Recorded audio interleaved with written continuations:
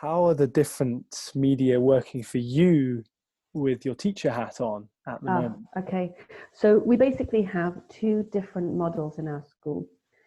We have those who are doing live lessons and those who are providing pre-recorded lessons. And the reason why we're doing that is because some teachers are available during the day because they don't have kids at home. And some teachers are not at all available during the day because they're juggling their own children and they are not available to work live. And it's really important as a school leader to respect what your teachers can and can't do and to plan around their workload. So in the same way that we differentiate for children, you have to differentiate for your staff. So putting staff well-being first, we have these two models happening. The pre-recorded lessons, which is the equivalent to the Khan Academy model, where you're flipping the lesson, you're providing this content that the children can watch in their own time. They can rewind it and watch it as many times as possible. And what I'm finding is the teachers who are very good presenters, who really like teaching from the front, are really thriving on this model because they can get as creative as they want. They turn the energy right up. They use props and they really enjoy presenting the information. And then there are the teachers who thrive on the energy in the room, the relationship and the reciprocity that happens between the teacher and the students. And those teachers are plumbing for the live video events as much as they can. So I've got some teachers who are doing 20 minutes every day, and they're alternating maths and English.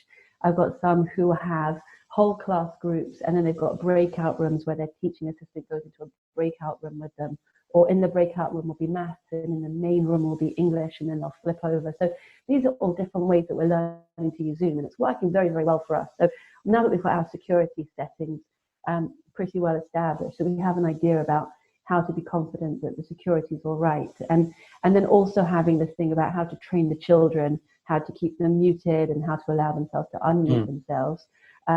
Once you've got all of those norms established, then there's a lot you can do with Zoom in terms of building a back and forth.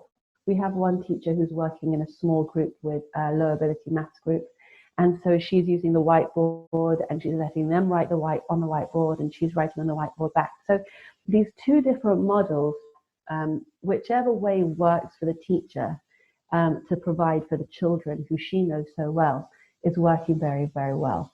And then there's this thing about what the parents have to say. And we know that there will always be a range of opinions and there will be people who are happy with the resource and people who are not happy with the resource. So the people who are enjoying the pre-recorded are using it in their own time. So if there's siblings in the house, you don't have to stick to a schedule or a structure if people are vying for access to the laptop at the same time, which can be very, very convenient.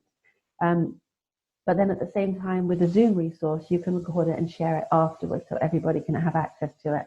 But this idea about whether the teacher is focused more on teaching from the front or whether she's focused more on feedback and reciprocity seems to be the split in the two different offerings of the pre-recorded and the live event.